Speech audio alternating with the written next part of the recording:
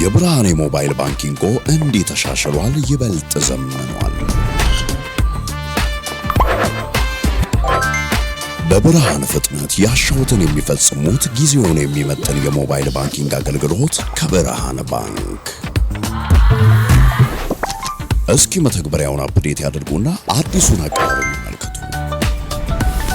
የሚፈልጉትን በሙሉ በፍጥነት በቀላሉ ወዲያውኑ ገንዘብ ወደ አካውንት እንዲሁም ወደ ዋሌት መላክ፣ ክፍያዎችን መፈጸም፣ የአየር ሰዓት መሙላት፣ ስቴትመንት ማውጣት፣ ቀሪ ሂሳብ መጠየቅና ሌላም ሁሉንም በቀላሉ።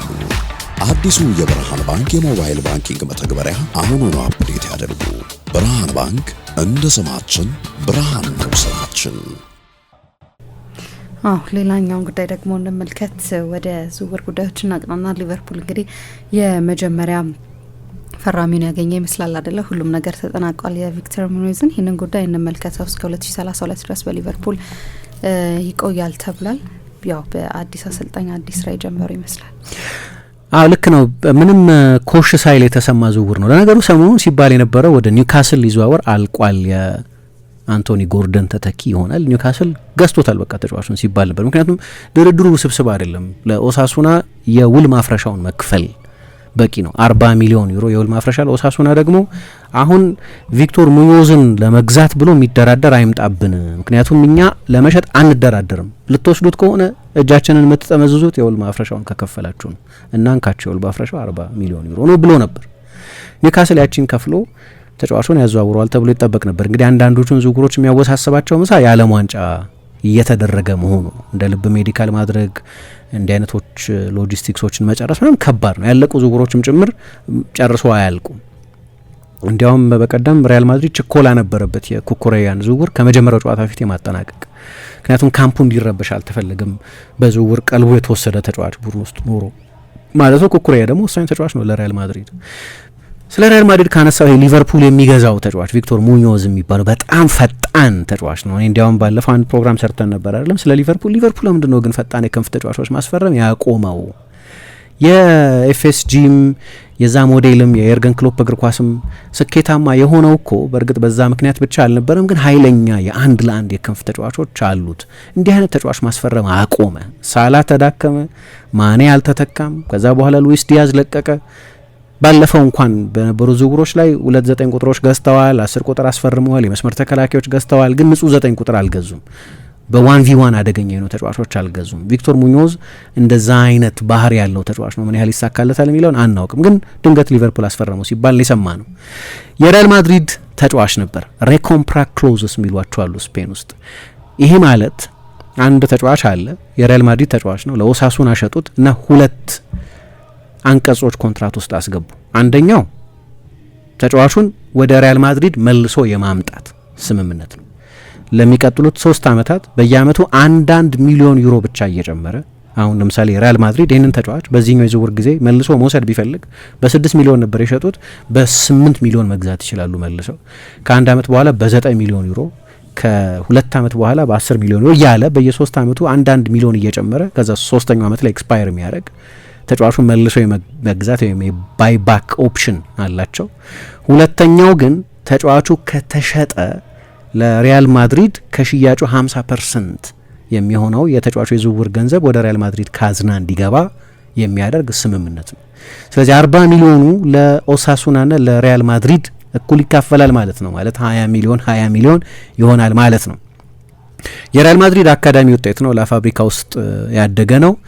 ለኦሳሱና ነው የተጠናቀቀውን የውድድር ዘመን ሲጫወት የቆየው። በቀደም ስለ ላሚን ያማል ሳነሳ ላሚን ያማል አሁን ትንሽ ንጥል መሆን ጀምሯል እና በጣም ቅርብ የሚባሉ ሁለት ጓደኞቹ አንደኛው ኒኮ ዊሊያምስ ነው፣ ሁለተኛው ቪክቶር ሙኞዝ ነው ስል ነበር። 22 ዓመቱ ነው። የስፔን ብሔራዊ ቡድን የቡድኑ ስብስብ አባል ብቻ ሳይሆን ባለፈው ለመጀመሪያ ጊዜ ሉዊስ ደላፎንቴ ሲጠሩት ከሰርቢያ ብሔራዊ ቡድን ጋር በተደረገ ጨዋታ ነበር የተጠራው። በዛው ጨዋታ ላይ ጎል አስቆጥሮ ነበር የጀመረው። በ2025 ልክ አንድ አመት በፊት ነው ከሪያል ማድሪድ በ5 ሚሊዮን ዩሮ ቅድም 6 ሚሊዮን አልኩ፣ በ5 ሚሊዮን ዩሮ ነበር ዝውውሩ የተፈጸመው እና ለሚቀጥሉት አመታት በ1 ሚሊዮን ዩሮ እየጨመረ ሊገዙት ይችሉ ነበር። ባርሴሎና በጥብቅ ይፈልገው ነበር። እንዲያውም ውስብስብ የነበረው ሪያል ማድሪድ የሳሙኤል ኤቶን አይነት ስህተት መድገም አይፈልግም። ምክንያቱም ሳሙኤል ኤቶ የሪያል ማድሪድ ተጫዋች ነበር። ከካሜሩን ሲወጣ በ17 አመቱ ወደ ሪያል ማድሪድ ነበር መጀመሪያ የሄደው። የሪያል ማድሪድም ተጫዋች ነበር። በተወሰኑ ጨዋታዎች ላይ አይተነዋል። እንደው ኤቶ ሲባል የማድሪድ ተጫዋች የነበረ አይመስልም። በነጩ መለያ ምናምን አታስቢውም ብዙ። ግን እሱን ጀረሚ ጂታፕ እንደዚህ የተወሰኑ ካሜሮናውያን ተጫዋቾችን በዛ ጊዜ አስፈርሞ ነበር ሪያል ማድሪድ። በኋላ በውሰት ለሪያል ማዮርካ ሰጡትና ማዮርካ እየተጫወተ በጣም ትልልቅ ጎሎች ሪያል ማድሪድ ላይ ሁሉ አስቆጥሮ ነበር። ግን የነበራቸው ተጫዋቹን መልሶ እንዳሁን እንደ ሙኞዝ መልሶ የመግዛት መብት ነበራቸው። ሸጦ የኢኮኖሚክ ራይቱን የመካፈል መብት ነበራቸው እና ማዮርካ ሸጠው ለባርሰሎና። ባርሰሎና እንደገና ሲያንሰራራ ለ6 ለ7 ዓመት ዋንጫ ሳይወስድ ቆየ። በኋላ ራያ ካርድ መጣ፣ ላፖርታ ተመረጡ፣ ላሊጋዎች አሸነፈ፣ ቻምፒየንስ ሊግ አሸነፈ። በዓለም ላይ ቤስቱ ቡድን ነበር ባርሰሎና ያለምንም ተወዳዳሪና እኩያ። ያ የሆነው በሳሙኤል ኤቶ ዘመን ትልልቅ ጎሎች ኤል ክላሲኮችም ላይ ሳይቀር አስቆጥሯል። ምናልባት ያንን ስህተት ላለመድገም ሊሆን ይችላል ይሄኛው ሙኞዝ አዲሱ ኤቶ ነው ያልኩ አይደል፣ ግን ባርሰሎና እንዳይገዛው መልሰው ሁሉ ሊወስዱት ይችላሉ ሲባል ነበር። ከዛ ለሌላ ክለብ ለመሸጥ ማለት ነው። ምክንያቱም አሁን በሪያል ማድሪድ ብቻ አይወስንም፣ ኦሳሱና የሚወስነው ኦሳሱናም የተጫዋቹ ባለቤት ስለሆነ 50% ባለቤት ስለሆነ ሊሄድ ይችላል ሲባል ነበር። ግን በኋላ ባርሰሎና እንደማያስፈርመው ያወቅ ነው ከአንቶኒ ጎርደን ዝውውር በኋላ ነው። ምክንያቱም ተመሳሳይ ቦታ ላይ እና ከሞላ ጎደል ተመሳሳይ ባህሪ ያላቸው ተጫዋቾች በመሆናቸው ምክንያት በትልልቅ ጨዋታዎች ከሪያል ማድሪድ ጋር ሪያል ማድሪድ በኦሳሱና ሲሸነፍ ታስታውሺ እንደሆነ በጣም ድንቅ ነበር። እዛ ጨዋታ ላይ ድንቅ ተጫዋች ነበር በፍጥነቱም። እኔ እንዲያውም በአጫዋት አንዳንዱ ባህሪ ቪኒሽስን በመጠኑ የሚመስል የሃይ ስፒድ ተጫዋች ነው። በጣም ፈጣን ነው። የተጋጣሚን ቡድን የመስመር ተከላካዮች በአንድ ለአንድ ግንኙነቶች የሚያሸንፍ በጣም ፈጣን ነው። ለዛ ነው አንዳንድ የሪያል ማድሪድ ደጋፊዎች ለቪኒሽስ ጁኒዮር የሚሆን በጣም ጥሩ ተጠባባቂ፣ ቪኒሽስን ባታሰልፊው በሌላ ተጫዋች ስትተኪው ሌላ አይነት ካራክተሪስቲክስ ባለው ተጫዋች የመተካት ግዴታ የለብሽም፣ የቪኒሽስን አይነት ባህሪ ባለው ተጫዋች መተካት ይቻላል። ግን ቪኒሽስ ለምሳሌ አንድ ኤክሰፕሽናል የሚያደርገው ነገር ምንድን ነው? ፈጣን ነው አይደለም፣ የአንድ ለአንድ ተጫዋች ነው። የባላጋራ ቡድን የመስመር ተከላካይ በፍጥነቱም በድሪብሊንግ ችሎታውም በቀጥተኛ ሩጫዎቹም በምኑም ማለፍ ይችላል። እንደ ቪኒሽስ አይነቱን ተጫዋች በጣም አደገኛ የሚያደርገው ግን ያንን መደጋገም መቻሉ ነው። ሪፒቲቲቭ ነው፣ ይደጋግመዋል። ያንን የሃይ ስፒድ አክሽን መደጋገም ይችላል። ቪክቶር ሙኞዝም እንደዚህ አይነት ባህሪ ያለው ተጫዋች ነው። የሃይ ስፒድ አክሽኖችን በተደጋጋሚ ማድረግ የሚችል ነው። ለመጀመሪያ ጊዜ ባለፈው ሳነሳው ነበረ እንደ አጋጣሚ ሆነ ወደ ሊቨርፑል ይዘዋወራል በሚል ግምት አልነበረም። ግን አንድ ጨዋታ አኔክዶት፣ አንድ ስቶሪ፣ አንድ አጋጣሚ ስጠቅስ ነበር። ስለ ላሚን ያማል በሰራነው ፕሮግራም ላይ ነበር ያነሳሁት። 35ኛው ሳምንት በ2024-25 የላሊጋ የውድድር ዘመን መጨረሻ አካባቢ ማለት ነው የኤል ክላሲኮ ጨዋታ ተደርጎ ነበር እና ውጤቱ 4-3 ነበር። ሪያል ማድሪድ በ4 ነጥብ አንሶ ነው መጨረሻ ላይ ሻምፒዮን ሳይሆን የቀረው።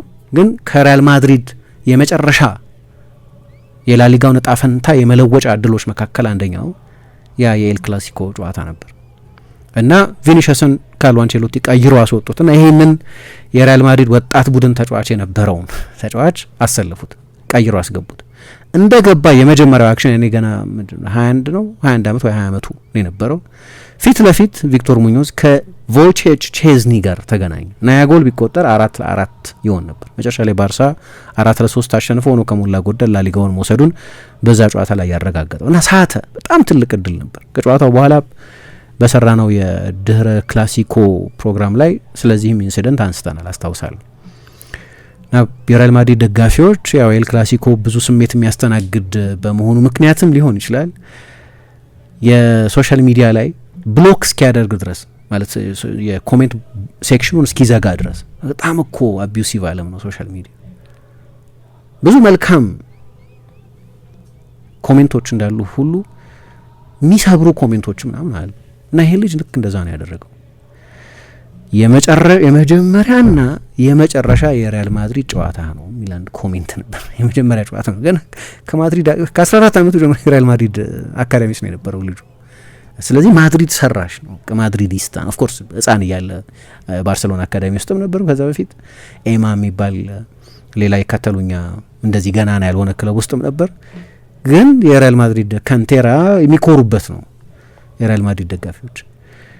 ከዛ አንደኛው ኮሜንት የሰጠው ሰው ደግሞ የመጀመሪያ ጨዋታን ስላደረግ እንኳን ደስ ያለ፣ ግን ፕሊዝ ዶንት ከም አገይን ተመልሰን እንዳናይ ባክ በቃ ያን እንኳን ስለሳተ የመጀመሪያ 2 ደቂቃ ነው ያዩት። ሌሎቹም ብዙ ነገሮች አሉት እና ሶሻል ሚዲያ ላይ ያንን ከጨዋታው ደስ ብሎኛል ለሪያል ማድሪድ የመጀመሪያ ጨዋታዬን ስላደረግኩ ያለበት ፖስት ስር ያለውን ኮሜንት ሴክሽን ዘጋው። አቢዩዝ መደረጉ በቃ ካቅሙ በላይ ሆነበት ማለት ነው። አንዳንዶች እኮ ቲየሪ ኦንሪ ተመልሶ መጣ እንጂ ለ5 ለ6 ዓመት ሶሻል ሚዲያ የሚባል ነገር አልነበረውም። አዲስ ህግ ካልወጣ ድረስ አሁን የእንግሊዝ መንግስት ነው ከትላንት ወዲያ እድሜው ከ16 ዓመት በታች የሆነ ማንኛውም ሰው የሶሻል ሚዲያ አካውንት መክፈት አይችልም ብሎ አዲስ ህግ አውጥቷል። እና በጣም ሰዎች አእምሮ ላይ ችግር የሚፈጥር ነገር ነው እና ይሄ ልጅ እንዲህ አይነት አጋጣሚ ነበረው ለማለት ነው። ከዛ ሪያል ማድሪድም ብዙ አላቆየውም፣ ተጫዋቹን ወደ ኦሳሱና ሸጠው። ግን ያ ከአካዳሚው ከነበረበት ጊዜ ጀምሮ ብዙ የሚደነቅ ችሎታ የነበረው ነው። ወደ ላማሲያ በ2014 ነበር የገባው በ11 ዓመቱ። ከዛ በኋላ ነው ዳም ለሚባል ክለብ 3 ዓመት የተጫወተው። እዛ እንደ ጄራርድ ሞሬኖ፣ ጆዋን ጋርሲያ፣ ማርክ ካሳዶ አይነት አሁን በባርሴሎና የሚጫወቱትን የመጨረሻዎቹን 2 የጠቀስኳቸውን ጋርሲያና ካሳዶን ጨምሮ ብዙ ተጫዋቾች ያፈለቀ ክለብ ነው። እዛ ነው የበለጠ ተጫዋቾች ወደ ትልልቅ አካዳሚዎች ከመሄዳቸው በፊት የሚጎለብቱበት አካዳሚ ተደርጎ የሚጠቀስ ነው እና መጨረሻ ላይ ወደ ሪያል ማድሪድ አካዳሚ ሄደ። እዛ በጣም ጥሩ ሲጫወት ቆየ። በቫልዴቤባስ 2021 ነበር የደረሰው። የሆቬኒል የሚሉት እነሱ ሆቬኒል የሪያል ማድሪድ ከ19 ዓመት በታች ቡድን ውስጥ መጫወት ጀመረ። በኋላ ከ21 ዓመት በታች ቡድን ውስጥ መጫወት ጀመረ። ግን ወደ ናቫርስ ከሄደ በኋላ ለኦሳሱና መጫወት ሲጀምር ነው በጣም ጥሩ ሲዝን ያሳለፈው። ቁጥሮቹ ምናልባት በጣም አስደናቂ ላይሆኑ ይችላሉ። 6 ጎል ነው ያስቆጠረው፣ 2 የመጨረሻ ኳሶች ነው ያቀበለው። ግን በጣም ፈጣን እና በቡድን ውስጥ ከግብ ጠባቂው ሰርጂዮ ኤሬራ ቀጥሎ ብዙ ጨዋታ የተጫወተ ኃይለኛ ፍጥነት ያለው በዚህ በተጠናቀቀው የውድድር ዘመን ከምባፔ እኩል የድሪብል ቁጥር ያለው በላሊጋ 3ኛ ከፍተኛ ድሪብለር ነው። ስለዚህ በዚህ ፊት ሊቨርፑል ያስፈርማቸው የነበሩትን አይነት ተጫዋቾች ባህሪ ያለው ቀጥተኝነት ያለው ነው። ሊቨርፑል ደግሞ ምሳ ሉዊስ ዲያዝን ሸጡ፣ ተተኪ የለውም። ኮዲ ጋክፖ የቀድሞ አይነት ብቃት ላይ አይደለም ያለው። ሞሐመድ ሳላህ ለቋል። ከአመታት በፊት ሳዲዮ ማኔ ለቋል።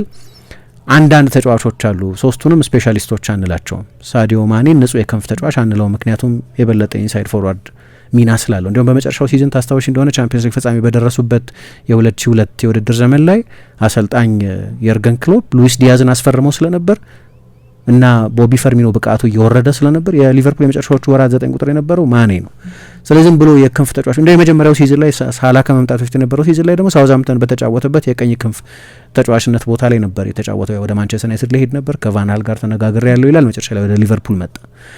ዝም ብለን ለስም ሳላህን የቀኝ ክንፍ ተጫዋች እንለዋለን እንጂ የሂት ማፑ የተች ማፑን ብታይ በተጋጣሚ የፍጹም ቅጣት ምት ሳጥን ውስጥ አካባቢ ብዙ ጊዜ የሚያዘወትር ተጫዋች ነው፣ ግን ከቀኝ ክንፍ ይነሳል። ቦቢ ፈርሚኖን የ9 ቁጥር እንለዋለን፣ ግን የሳጥን 9 ቁጥር አይደለም እና በጣም የሚዋልል በተለያዩ ዞኖች ላይ መጫወት የሚችሉ፣ ጎል ማስቆጠር የሚችሉ፣ የጎል እድል መፍጠር የሚችሉ፣ 1-1 ማሸነፍ የሚችሉ፣ ለመልሶ ማጥቃት አደገኛ የሆኑ ተጫዋቾች የማስፈረም ልማድ ነበረው እና እንዴት የሊቨርፑልን ኤክስፔክቴሽን ይወጣዋል የሚለውን ባላውቅም ግን በቅርብ ጊዜ እንደ አንቷን ሴሜኞ አይነት በቅርብ ጊዜ እንደ ራያን አይነት ተጫዋቾች ጋር አብረው ሰርተዋል። ከኃይለኛ የክንፍ ተጫዋቾች ጋር የነሱ የክንፍ ተጫዋቾች አይነት ባህሪ ያለው በጣም ጥሩ የስፔን ብሔራዊ ቡድንም ጭምር ተጫዋች ነው እና ሳይጠበቅ ወሬው ሳይሰማ ወደ ኒውካስል ሊሄድ ነው ሲባል የቆየን ተጫዋች ሊቨርፑል ይፋ ማድረግ ይመስላል የቀረው። ምክንያቱም ብዙ ድርድር የሚጠይቅ አይደለም። የውል ማፍረሻውን ከፍለውታል፣ ትሪገር አድርገውታል፣ ገንዘቡ ባንክ ገብቷል ማለት ነው። ስለዚህ በቅርብ ጊዜ አዲሱ የሊቨርፑል ተጫዋች ሲሆን እናያለን ማለት ነው። ሌላ ጊዜ ማንሳታችን ደግሞ አይቀርም።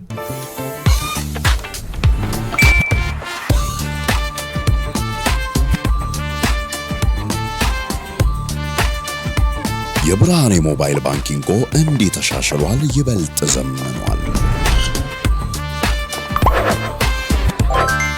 በብርሃን ፍጥነት ያሻውትን የሚፈጽሙት ጊዜውን የሚመጥን የሞባይል ባንኪንግ አገልግሎት ከብርሃን ባንክ።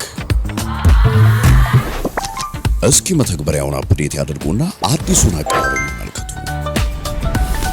የሚፈልጉትን በሙሉ በፍጥነት በቀላሉ ወዲያውኑ ገንዘብ ወደ አካውንት እንዲሁም ወደ ዋሌት መላክ፣ ክፍያዎችን መፈጸም፣ የአየር ሰዓት መሙላት፣ ስቴትመንት ማውጣት፣ ቀሪ ሂሳብ መጠየቅና ሌላም ሁሉንም በቀላሉ። አዲሱ የብርሃን ባንክ የሞባይል ባንኪንግ መተግበሪያ አሁኑኑ አፕዴት ያድርጉ። ብርሃን ባንክ እንደ ስማችን ብርሃን ነው ስራችን።